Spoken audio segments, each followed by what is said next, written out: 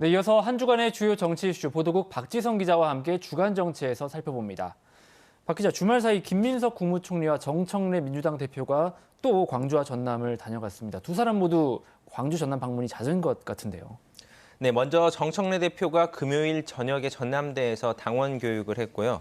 다음 날이죠. 토요일에는 김민석 총리가 전남도청에서 국정설명회를 했습니다. 정청래 대표는 지난 10일 광주 현장 최고위원회에 이어서 2주 연속 광주 방문이고요. 김 총리는 지난달 26일과 지난 4일 광주에 왔었고 한 달 사이 이번까지 세 번째 광주 전남을 찾는 겁니다. 광주 전남을 이렇게 자주 찾는 것이 내년에 있을 다음 당대표 선거를 위한 어떤 정치적인 행보다 이런 평가가 나오고 있는데 그렇게 보는 게 맞을까요?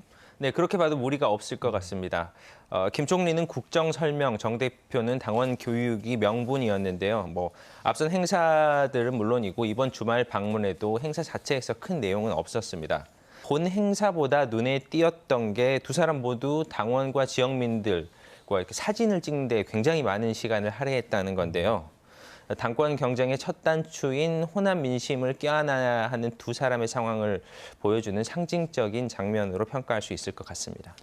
이렇게 내년 당대표 선거 경쟁도 벌써부터 치열한데 당장 최고위원 보궐선거가 이제 시작됐지 않습니까? 이 보궐선거에서도 호남 민심을 잡으려는 경쟁이 치열하죠. 네, 오늘 또 이건태 최고위원 후보가 광주를 다녀갔습니다. 이 후보는 경기 부천 지역구의 국회의원이긴 하지만 영암 출생의 광주에서 중학교와 고등학교를 나왔거든요. 고향을 대변하는 선출직 최고위원이 되겠다, 이렇게 강조했습니다. 또 이성윤 후보와 강득구 후보도 앞서서 다녀갔는데요. 모두 광주 정신과 광주 전남의 중요성을 강조하면서 지지를 호소했습니다. 이번 최고위원 보궐선거가 친명 대 친청 경쟁이다, 이런 얘기가 나오고 있지 않습니까? 어떤 구도인가요? 네, 최고위원 3명을 뽑는 보궐선거에 5명의 후보가 나섰습니다. 일단 구도는 친명계가 이건태, 강득구, 유동철 후보고 친청계가 문정복, 이성윤 후보입니다. 제가 광주로 오는 후보들에게 이 친명 대 친청 구도 어떻게 생각하는지 질문을 다 던져봤는데요. 온도가 좀 다릅니다. 친청계 이성윤 후보는 그런 건 없다, 모두 다 친명이다 하면서 지금 정청래 대표를 중심으로 한 지도부랑 똑같은 입장이었는데, 친명계 이건태 후보는 누가 더 대통령을 잘 도울 수 있는지를 보는 선거다라고 하면서 우회적으로 당정 엇박자를 지적했습니다. 최고위원 선거가 사실 이 정도로 주목받지는 않았던 것 같은데 이번 선거는 특히 이제 관심이 많습니다. 선거 결과에 따라서 뭐가 달라진다고 봐야 될까요? 이 보궐선거의 3명 중에 친명 혹은 친청계 인사가 몇 명이 포함되느냐에 따라서 앞으로 당의 구도가 바뀔 수 있습니다. 이미 1인 1표제 부결이 되면서 타격을 입은 정청래 대표 입장에서는 최소 2명은 당선을 시켜야지 최고위원회 주도권을 쥘 수 있는 거고요. 반면 3명 모두 친명계에게 내준다면 제대로 힘을 쓰지 못하는 식물 대표가 될 가능성도 있습니다.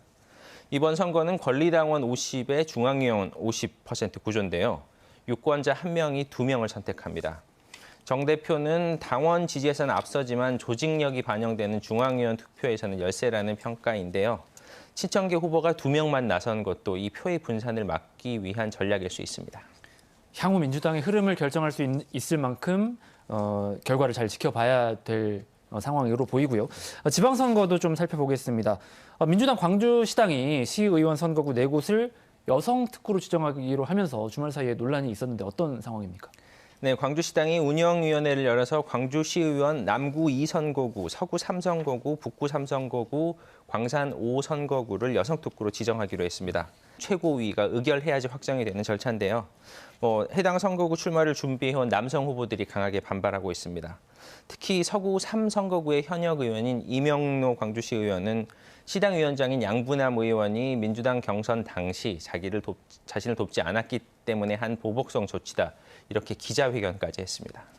여성특구나 청년특구는 지난 지방선거에서도 논란이 있었던 걸로 기억을 합니다. 뭐가 문제인가요? 이게 논란이 되는 게 이제 한 지방선거가 5달 정도밖에 남지 않았는데 이렇게 임박해서 발표가 되면 선거를 준비해온 남성 후보들은 선택권 자체가 없어지게 됩니다. 이게 민주당 공천만 받으면 당선된다는 광주에서만 시행되는 이례적인 제도이기도 한데요.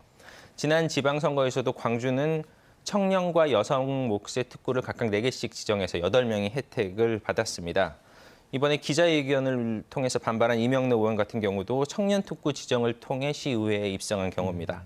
정치적인 약자에게 기회를 준다는 측면에서 나쁜 제도는 아닌데요. 지역위원장이 특정인을 염두에 두고 시행하는 낙하산 공천이 이런 특구 지정을 통해서 되는 경우도 많아서 앞으로 진행 상황 좀 지켜봐야 될 것 같습니다.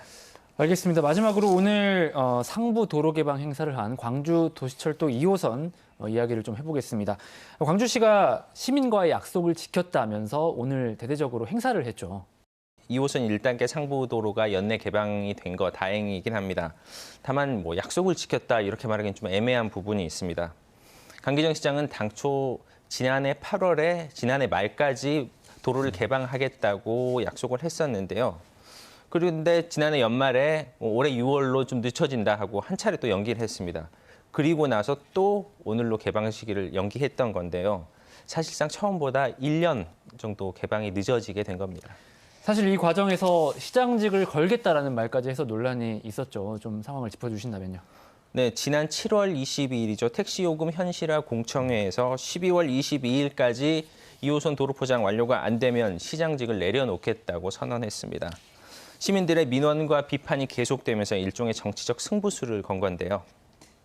다만 대부분의 시민들이 이게 날짜를 박아서 시장직을 걸 일일까 하는 의문을 표하기도 했습니다. 공직자들과 공사 관계자들은 하루하루가 피가 마른다고 할 정도로 어려움을 호소하기도 했는데요.